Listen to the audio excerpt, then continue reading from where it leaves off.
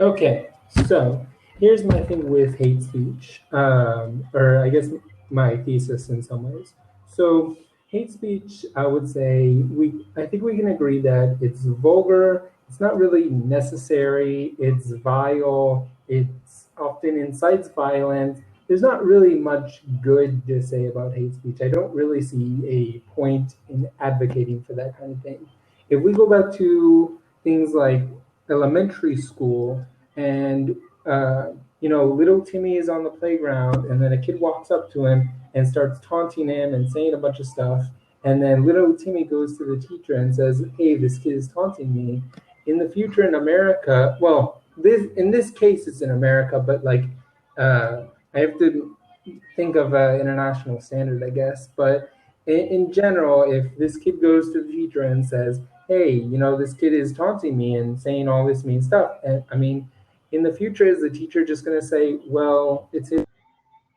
I mean, is where do we draw the line between free speech and hate speech? And I mean, there's already other countries that have some sort of hate speech law to make sure that people literally, it's just saying laws that you can't be a public asshole.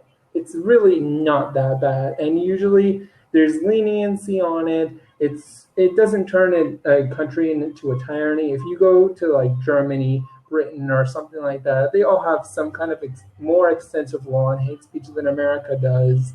I think even Israel itself probably, I wouldn't be surprised if they do. Even with Netanyahu in charge, we still do. And what? We're not sinking into tyranny. I mean, this country is not a tyranny, at least not yet. And then Europe is not a bunch of tyrannical countries. They're free as can be. So, well, okay, that's debatable, but I mean, we get the point. Yeah. So I don't get why people would protect it so much as free speech. Let's see if I can answer some perspective. So I'm kind of in the middle ground on the topic. So while I would be happy to live in a place where it was not legal to marginalize and attack other people as racial groups or ethnic groups or religious groups, right? Because I certainly don't like any of that stuff. Um, I did grow up in America where we have the ethic of free speech very strongly ingrained both in our law and in our civil society. And so I'm taught with the ground rules of, in the U.S. we grow up and there's a lot of, hey, here's what happened in Nazi Germany. Here's how, Stalin came to power. Here's how these sort of tyrannical governments came around. And these are kinds of tools of control that they would use in order to crush political dissent. And you still see that in a number of places around the world, like China and Soviet Union, or extreme examples like North Korea, or some of the more strict countries. And you can see some countries that have gone from a more liberalized society in the sense of freedom of expression to one that is less so. So is it Venezuela, I think, that is the current kind of poster child for that, where they've had far leftists take over and they've instituted more political reforms and people get put in jail. And on the right side, you have like the old government of Pinochet and some others where, if people speak out against what the government is doing or don't like the government's programs, they end up in jail, right? Just because they disagree. And so in the US, we're very cautious about giving the government any power that can be interpreted by government agents to do what they want to do. So like the US is a pretty nice place, generally speaking. The government is mostly, I would say, benevolent. Other people would disagree maybe, but I generally think they are. And however, we still had things like Japanese internment during World War II, where if America gets scared, we'll go ahead and lock up our citizens, put them in concentration camps, where they weren't killed, but we took most of their property away, took away their lives for a year, and shut them away in barbed wire enclosed farms, right, and made them work. So there's a real danger, even if the government is generally benevolent. Fear makes people do strange things. And so there's always a risk. Now, it's a little hard to point to a specific risk, especially the more specific a law is. So in Germany, you have laws that prohibit, the Nazi Party, right, or anti-Semitism in general, right. and it's a little hard to see how those get extended. But there's certainly, you can imagine if people have a corrupt agenda and they have the power to jail people, they can say, well, we think the thing that you're saying sounds pretty anti-Semitic to us, and we rule against it. And you could have, most people going, well, that doesn't seem so anti-Semitic to me, but then you can connect the dots. Like, let's say some people were angry with bankers, right? And then you could go, well, it's widely understood maybe that, a lot of bankers are Jewish people. So you really hate Jews because you're criticizing the banks. And so we're going to put you in jail because we think you're anti-Semitic, right? And we might sit here and say, well, that sounds pretty far-fetched. But if somebody is intent on abusing power, they could do that, right? And it doesn't take too many people intent to do that to carry out some action. So that's where I think where the concern comes in, right? Right. Now, I think it's a valid concern, and it's a very hot topic to debate. I think most people that I've seen in general are 100% for free speech. I mean, I come from America myself. Like, I'm here for college, and then I'm going back. Oh, okay. So, yeah, I grew up in Texas. I was there, like, that was my life. I went to high school, a little bit of college there. So, yeah. So, like, I know America and very about freedom and all that stuff. But the thing is, I think there is, in fact, a way. I mean, yeah, I think maybe Germany has made a couple of errors on how they're handling their free speech laws. And I think because the US is the way that it is, and now it seems hate speech is becoming even like, not encouraged, but like people are so into making sure that people can have the hate speech just for the sake of free speech. And there's people get so defensive of it, and if anything, there's also consequences of allowing hate speech, and I think it's even more so. It can be even more so dangerous because if you go back in history, a lot of people made speeches, and then that led to people doing certain actions, and then those actions through countries that were okay into complete chaos. So there's also that. I mean, it's kind of a two-sided thing, but I think at least in America, if they start having laws slowly but surely to maybe like slowly try to push away people that make hate speech, federal laws or state laws or something, and just try it out slowly, I think that it can work just fine. Because if Germany is able to survive with it, if Britain is able to survive with it, well, the US can too. Now, it seems a little bit overreaching in Germany, yes, but they're still not descending into a tyranny or anything, and it's not the likelihood that that would happen anytime soon is very, very low. And places like China and stuff, I know that they censor things, but the thing is, they've already been kind of communistic for years. So has Russia and Venezuela. I'm not really sure too much of the history of Venezuela. I know that they're on a huge decline right now, and it's not exactly the best situation. I hear that they're running out of food and stuff, and then if you criticize the government, then you're put in jail. But the thing is, criticism of the government is not exactly hateful speech. It's just saying, well, the people that are supposed to be in power and using our tax money for the rightful things are not doing that. So, of course, I'm going to criticize. I think that's a little bit different from the hate speech that people make. When people go on and say they hate speech, they go up on a stage and they say, well, I hate this people, I hate this people, and I hate these kind of people, and they should leave.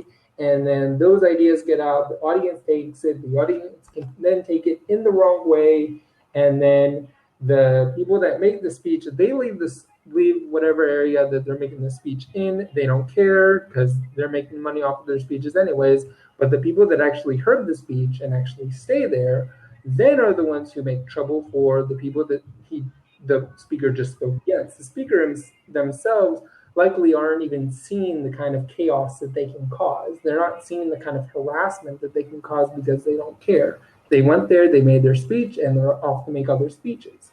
And if there's any dirty work to do, I think one of the things with this speech is that it's like getting people to do the dirty work for you. Of course, they're not going to go out by themselves and be violent, but they're going to kind of subliminally, not directly encourage it, but send subliminal messages that they encourage it. And so, of course, people they're in the crowd are going to listen, and then they're going to take that, and then they're going to do the harassment. They're going to do it like here and there, and um, but if we keep allowing the hate speech makers and stuff to continue it, and it's on and on and on, then the problem can get worse and it can't stop. I mean, I really think it's if we say that the hate speech is free speech, then basically we're saying bullying is a freedom, and we should protect bullying because bullying is free speech, and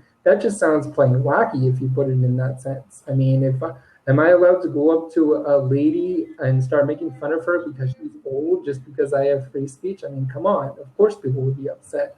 On top of that, I can bet you a lot of the people that claim free speech so much, if I went up to them and I started saying, all Christians should be deported, I bet you people would not be claiming free speech right then. I can bet on that 100%. There's going to be someone speaking against me. There's going to be someone trying to say, no, don't be in front of this church while saying it. And they're going to give me a bunch of trouble. It's a lot of hypocrisy in that sense. I suppose so. I mean, in the U.S., there's a nuance between free speech in the sense of the legal right, which is enshrined in the Constitution, which really only says that the government is not able to create laws or to force you to not be able to speak, and free speech in the public sector, which is considered maybe a civil virtue but isn't enforced by the law. So, if I tell Christians that I don't like them very much and they say, hey, you're a jerk, get out of here, nobody's had their free speech abridged just because they say they don't like hearing what I have to say and that they're going to yell at me, right? So that's just sort of allowed civil discourse, as it were. Or if it's private property, they have the right to kick me off their private property, whatever, regardless of what I do or don't say, right? Because it's just a private property law. So free speech doesn't really sort of preclude people yelling at each other, right? Or trying to privately silence one another.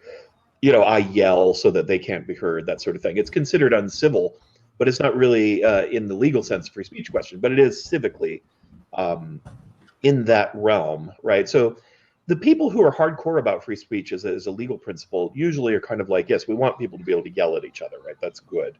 We're exchanging ideas, we're getting that information out there, and it's supposed to be a clash of ideals rather than a personal attack or an attempt to do it. But of course, we all know that in real life, it's not always like that. Some people just do use it as an emotional weapon or a psychic weapon, and it does leave some scars. When I was a kid, I used to get bullied a lot. I was actually really tiny as a kid and kind of awkward. And so I got picked on all the time, and yeah, I would go tell the teachers, and generally I was told, learn to fight, like, stop being a baby and get out there and fight for yourself, right? And that was pretty much the advice that adults gave me as a child when I was bullied, right? This is in the 1970s. Yeah, that didn't work so well for me because I was a little kid, and I really generally don't want to hurt people, right? I don't want to fight particularly. In high school, I just got big, right? Like I became a giant person, and nobody picked on me anymore. It wasn't really a problem anymore. But yeah, so I hate bullies. I really don't like bullying at all. And I think, what the teachers did was not the proper response. I think you do want to intervene. You want to teach kids not to be cruel to one another, right? And that's a better lesson. And it's sort of a better world if people are not mean to each other. However, I do think it's kind of hard to breed meanness and anger out of people, right? I mean, it's just a natural human emotion to some degree. And we are naturally tribalistic in the sense that, we love our sports teams and we love our things that we can be part of a group, and then we have rival groups that we fight against, right? That's a pretty common human experience. And we do it in situations where we allow it, like sports teams, right? So I like the Red Sox and you like the Yankees, and we can tease each other and attack each other on how stupid the other team is, etc. And in a way, that's like a safe outlet because no one's really got hurt. We all voluntarily choose to take that rubbing and give that rubbing because it's not like who we're born with or what part of society we're at, right? So that's kind of a good social outlet for those instincts as opposed to one that's harmful and potentially dangerous. But there are tricks, though. I mean, the thing I see as a problem is how do you do this while which concerns are practical concerns and which ones are impractical concerns. So, for instance, let's say the government in power is white people, white men like us, right? And there's a group that, let's say Black Lives Matter, right? And they're fighting against white power. And so they're going to talk about white privilege and some other things, right? Now, if we have a rule that says, and they're, we need to get these guys out of power, we need to, get more diversity, the people in power could easily take that as hate speech, right? It's aggressive. It's calling for political action against denigrating white people as being immoral and oppressive, et cetera, et cetera. And so we could say that Black Lives Matter is a hate group, which many people do make that claim, right? Or they call for violence against police, which I definitely think is bad, and I would like to not see. But so then you can call those guys a hate group when really what they're trying to do is fight for minority rights who are being oppressed quietly, right, and politely, but nonetheless, to some degree, denigrated against. And so we call them hate. So then you kind of defeat your own purpose, right, and you get, a control over political dissent, which I tend to sympathize with, at least to some degree. And you can use hate speech laws as a weapon because these two groups are rivals in the political sphere. One of the proposals that I think I put in the discussion we had is maybe I'd like to see a moratorium on calls for violence against other people, a law that says you're not allowed to call for violence against other people. Some hardcore constitutionalists would find a problem with that because, like Thomas Jefferson said that, the tree of liberty must be refreshed by the blood of patriots every so often, right? Basically, he had a kind of a violent ethos that you have to overthrow the government through violence, and that's just how things have to be if you want true liberty, because otherwise things are going to ossify and people are going to get too much control. I tend to hope that's not the world I want to live in. I don't want to live in a world of constant revolutions. But some people would argue for that. But I would say, I would much rather see a world where nobody calls for violence against other people. I guess I'm more okay with criticism. If somebody wants to say, look, in Black culture, in urban Black culture, there seems to be an atmosphere of crime, and we see that laid out in the statistics, and you can see it in some of the music, and you can see it that's like a social criticism that maybe we need. Or, the social criticism of white privilege, I think, is also one we need. There are reasons to criticize groups of people in cultural groups. Or, Islam and the problems they have with violence, that's worthy of criticism. Or Christianity and, and sort of, telling sinners they're going to go to hell, that's worthy of criticism. And I think criticism can get conflated with hate. So I guess personally, I would, if I were to accept such laws, and like I said, I'm kind of on the fence, to me, it would have to be specific to calls to violence, because that's something I think is never acceptable and we don't ever really want. Except in the case of a revolution. But if we have a revolution, then laws are kind of off the table anyway, because all revolutions are technically illegal. So who cares at that point, right? But in civil society, if we're going to still be within the laws and the strictures of our country, calling for other people to be beaten or killed or shot or raped, which happens all the time, I think is something we should discourage. And I would be okay with some laws that say that if you publicly call for violence against other people or another person, that you should be, subject to some kind of penalty, possibly. There's a question of whether or not the government could really successfully enforce those kinds of laws, because that kind of speech is so common. But I suppose if you use, widely known public examples. I also have trouble with laws that are unenforceable or very difficult to enforce. Sometimes I think it's just better to deal with that at a social level. Like if we all just sort of agree that that kind of speech is terrible and that we castigate anybody who engages in it, then that can often actually be more effective through boycotts and things. We've seen that where a business says something hateful, the government has trouble going after them, but civil society goes after them, all in and pretty much destroys their business, which I think is quite a appropriate response for somebody who is antisocial in the way they run their business, right? That's good. Social response is very good. However, I'm scared whether that will always happen and that will always because it is kind of the backup for the government not doing it in the first place. Then the people are like the backup for it. But at the same time, that is a good point. I mean, there's in my ideal world, I totally agree that once someone starts calling for violence, I think there needs to be laws that are against that. And from what I'm aware of, I think there already is. I mean, I was thinking of the situation that you told me from when you were a child and when you were bullied, and they just told you to, well, gain strength and go against it instead of doing something. I mean, if that were my child, I would have an immediate lawsuit against the school. That, I mean, that's just me. Like, if you're not gonna just tell these kids, hey, be respectful to this other guy, then I'm gonna sue school's ass off until they do something about it, or I'm gonna threaten it until they do something about it, or I'm gonna pull my child out because I'm just like, no, that's not gonna slide with me. Why should my kid have to? Why should I, as a parent, have to invest into my kid getting karate classes or learning how to get a gun just because of the people in school are disrespectful and the school doesn't control that? No, that I have other worries as a parent, so I shouldn't have to worry about that. The school needs a safe environment to educate, so make it that way. That's my take on that kind of thing. I don't know if realistically I'd be able to do that, but I'm very, very about lawsuits if needed. If the minute someone says, hey, something about violence against someone else, well, lawsuit. Because it's a threat. A threat is a threat. Once you make the threat, it's you can sue for it.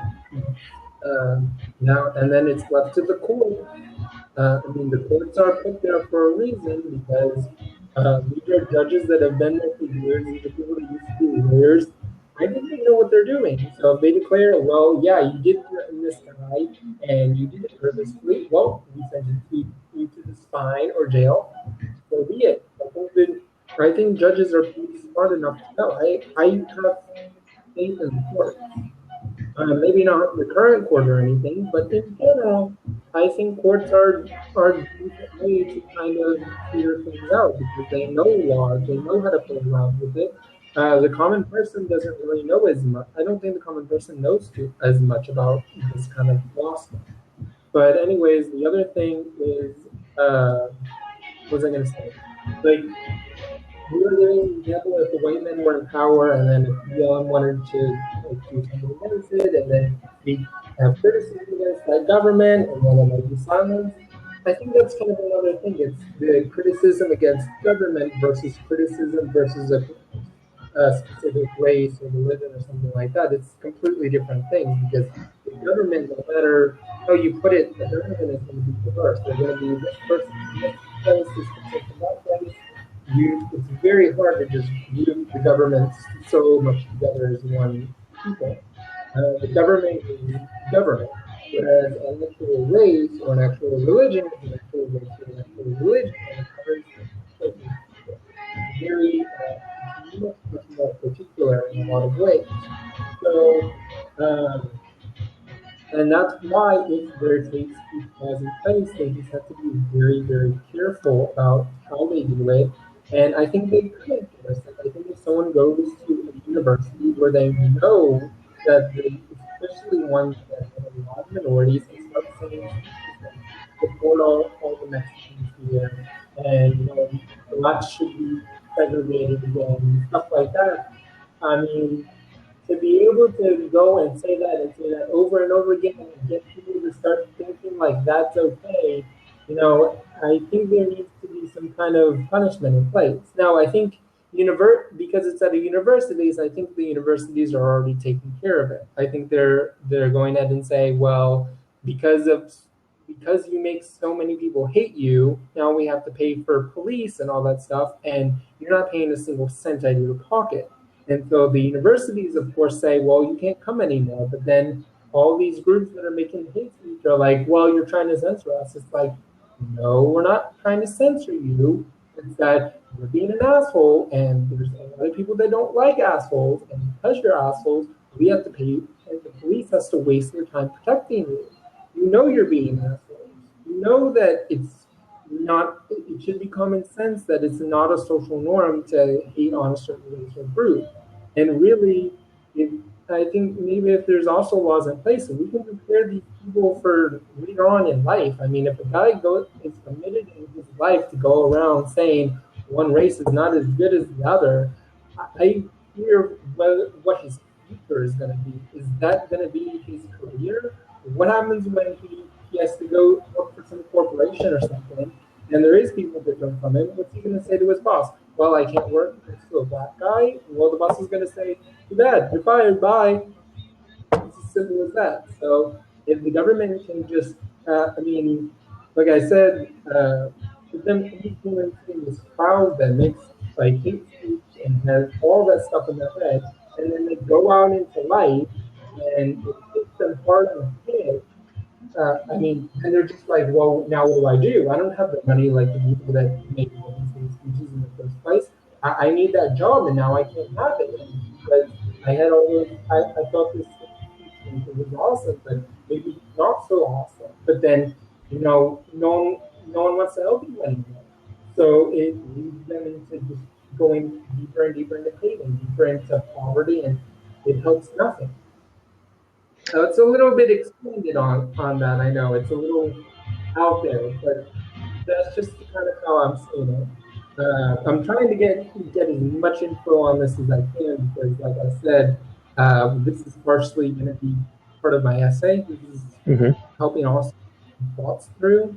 So it's really important that I get as many ideas out there as possible. And if you think that there's like some gray area in my ideas, say so I can adjust them and then write about it later properly. Sure. Well, I think you bring up some interesting points. I mean, like I said, it's been interesting in my life. I grew up in the '70s, and a lot of things, when kids got into fights in schools, because bullying was, they call me names, but they also just like punch you and stuff. And it was just considered kids fight. Kids are supposed to get into fist fights and to wrestle with each other and roughhouse and stuff like that. And that's just kid stuff that kids do. And generally, it wasn't considered that kids would get hurt doing that. They didn't have knives or anything. That would be kind of out of the pale if you had a weapon in school, right? But if kids were just punching each other, well, the teachers were supposed to break that up, and maybe get a little detention or something. But it wasn't really considered like a social evil. Like the kids who got into the fight, they were just kids. Now it's a lot more. If one kid punches another kid, it's more like an adult, doing an assault on somebody else. It's considered almost criminal behavior. So these cultural attitudes change, and the norms definitely change. And I think they change for the better. I certainly thought when I was a kid, if some kid punches me out of the blue, they should get punished, right? And I should be protected. And that made sense to me as a kid at that time. I thought it was crazy.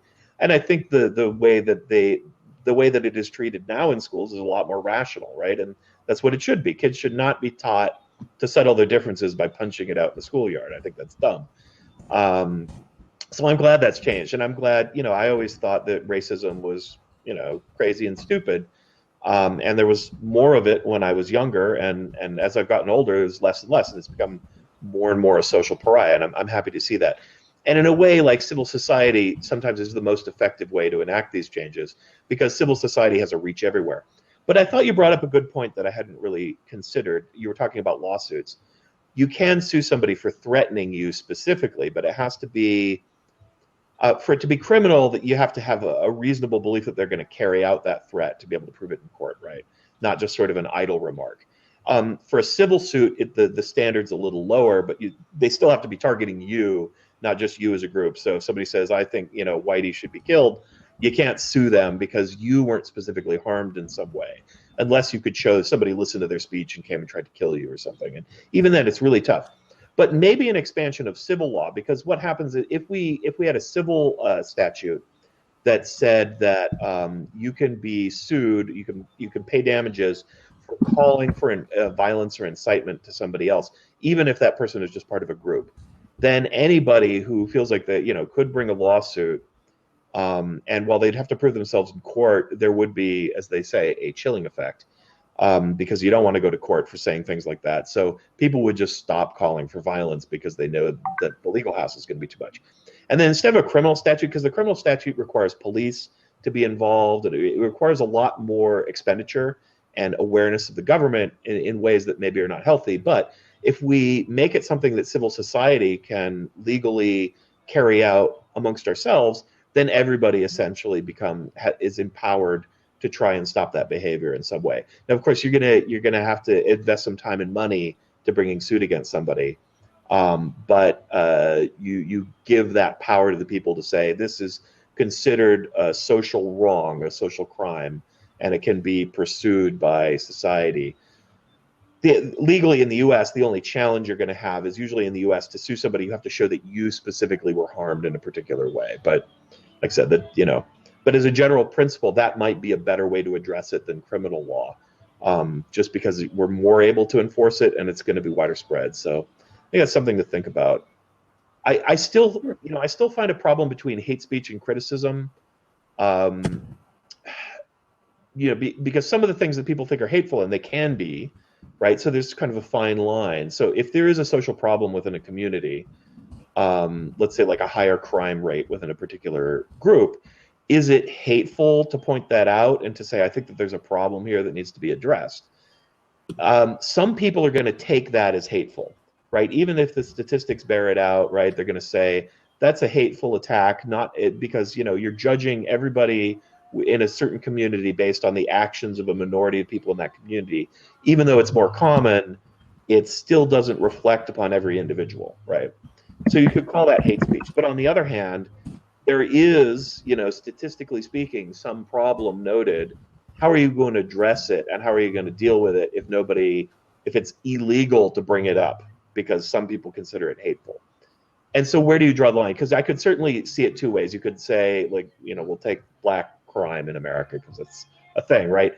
The rate of criminal activity among black males is higher than the average population. You can say that in a very clinical way, and people would be like, probably not hate speech, but some people would think it is. Some people think it's racist, at least, to say it. Because they would say, well, no, it's really about poverty. It's really about other things. You're just choosing black, and then that's a problem, right? On the other hand, you can have somebody that, is going to come out and say, those damn N-words are a bunch of lazy bastards, and they just like to steal for a living, right? Obviously, that's pretty hateful, derogatory. And so maybe you could do it. But who makes the call as to where the line is between being hateful and being critical? And that, for me, is tricky and problematic, right? And to a degree, I feel like, if you're not calling for violence against somebody, if you're just being critical, people need to have a little bit of a thick skin. People need to be able to take criticism, or even dumb criticism, or even a little bit of racism, and be able to handle it in life, because you're gonna, there's a certain level of critique and criticism that I think we all need to have a little bit of thick skin, so we can have a critical society, and we can, challenge ideas, without just resorting to "you hate me," right? And again, it's a balance thing. I mean, there's sort of a rational balance where if you get a very trusted person, I think you said in your post, we can tell what's hateful and what's not. And I think that's true, but you do find a wide range of disagreement when you look at something like, let's say, Donald Trump's statement about shithole countries, right? Was he being hateful to people who live in those countries and saying they're bad people? I don't know. I can't see inside his mind. Like, if I'm going to be objective, I'll tell you I can't tell. I've certainly looked at places in the world and thought, well, that place is kind of a shithole. It's dirty. There's a lot of poverty. There's a lot of corruption in the government. I wouldn't want to live there, right? I would consider it to be kind of a terrible place to live. It's not a comment on the people there. But then again, somebody could live there, and I could say that and mean it that way. Like, yeah, the reason it's like that is because the people that live there are awful people and they can't get their act together. So you could take the same statement, and depending on your perspective, you could see it as really hateful, and it could be really hateful, or you could just see it as a matter of fact, like, relative opinion, because I live in a privileged, lovely, clean, happy place with relatively low crime, and I look at a place that is the opposite, and I'm repulsed by it. Is that hateful? Hopefully not. But so I don't know. It's really difficult, I think, to adjudicate those kinds of situations. I completely agree. About the criticism versus hate speech, that's something I probably need to bring up. I think the way to do it is, whenever people make hate speech, they have some kind of statistics, or they have some kind of backing up that is actually probable, and they're talking in a manner that's just respectful. Like, I think in order to be able to make speeches like they demand so much, you have to make it in a very respectful way, or else you shouldn't be able to make it. Have respect. Like we're taught at a young age.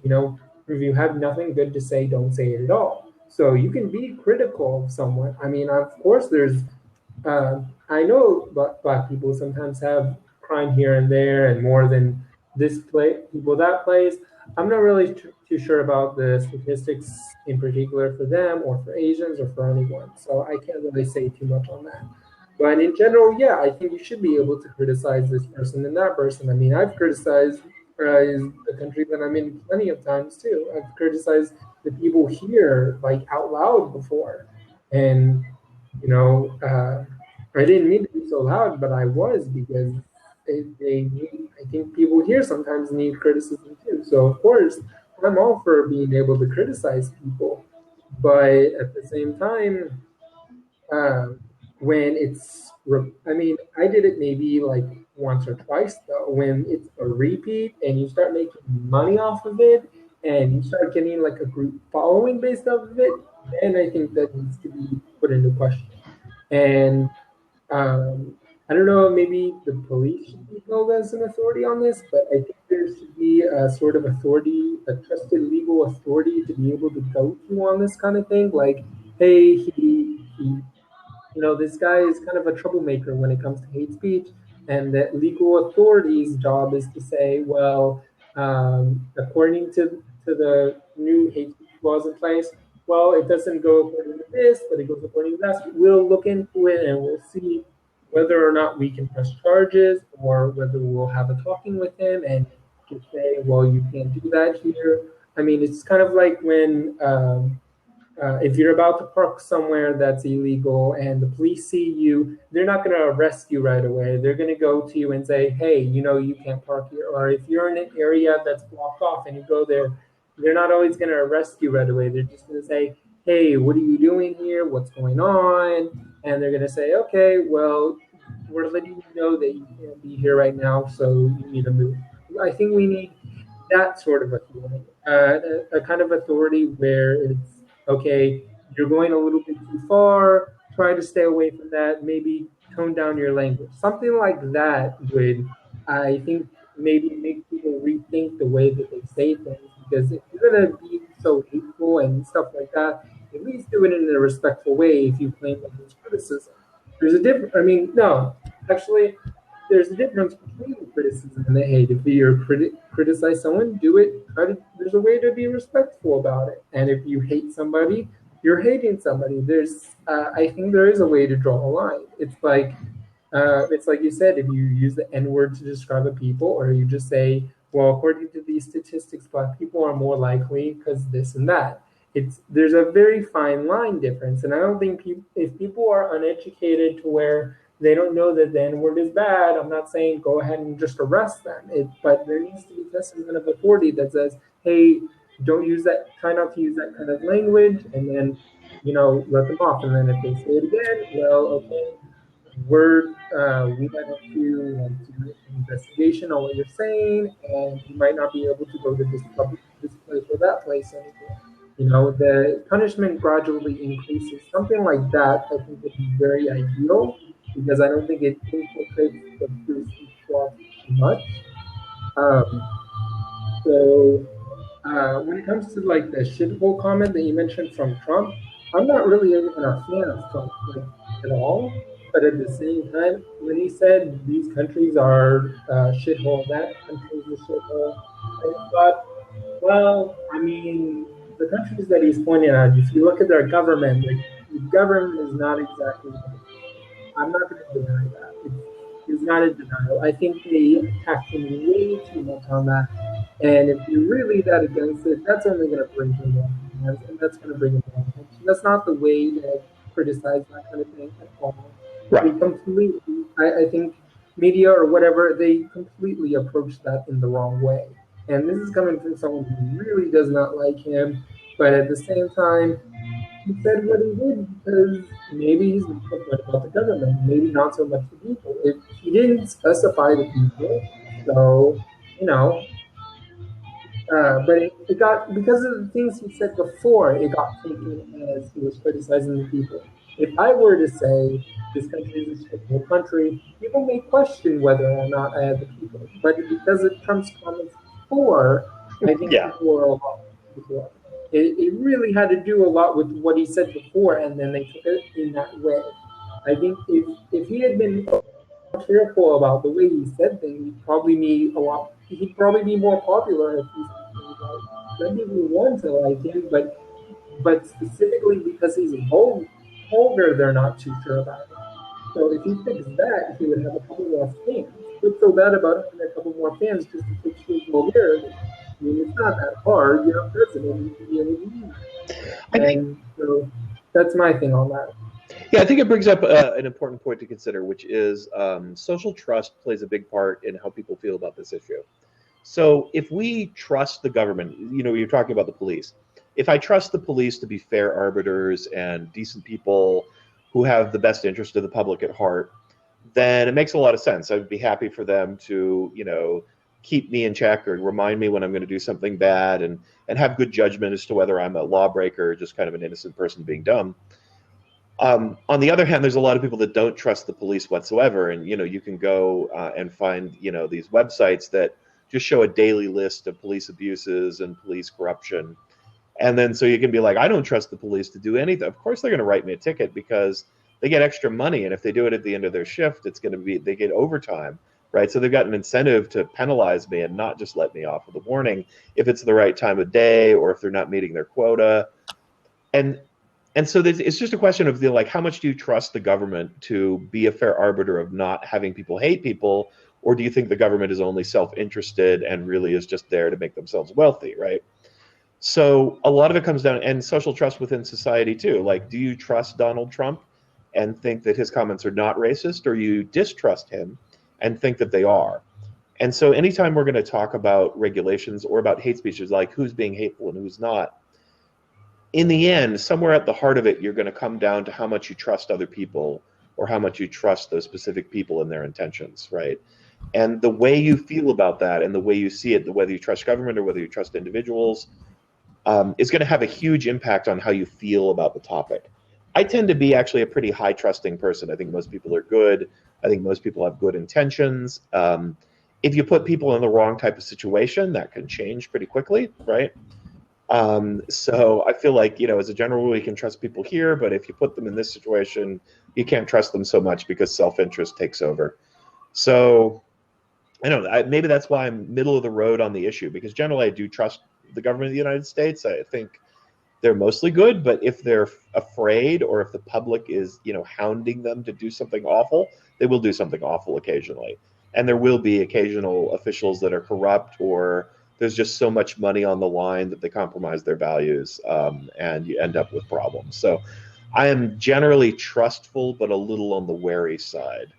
And I think that often is at the heart of it on people's opinions. And I think if you were to poll people, do you favor these kinds of laws or not? And then you were to follow up and ask questions about what their level of trust is for the government or what their level of trust is for other people. I think you'd find that people with higher level of trust are more supporting of these kinds of laws, and people with low levels of trust in other people are less supportive. But that might be something interesting to look into. Right. No, I agree.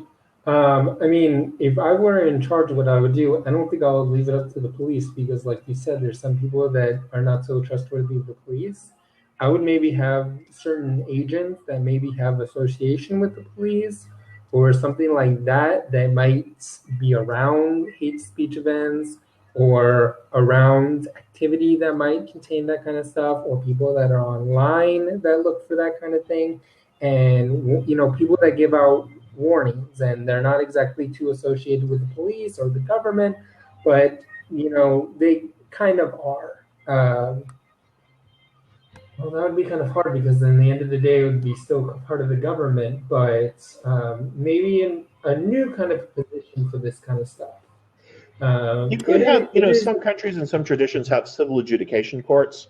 It's actually kind of an old religious tradition, to have these courts that decide disputes between people based on religious principles. But it would be possible, in general, to have some sort of thing, where if you have a civil complaint against somebody, you can take them, and then the punishment is you have to, issue official apology or something, or pay a fine. I don't know, but that kind of thing might be possible.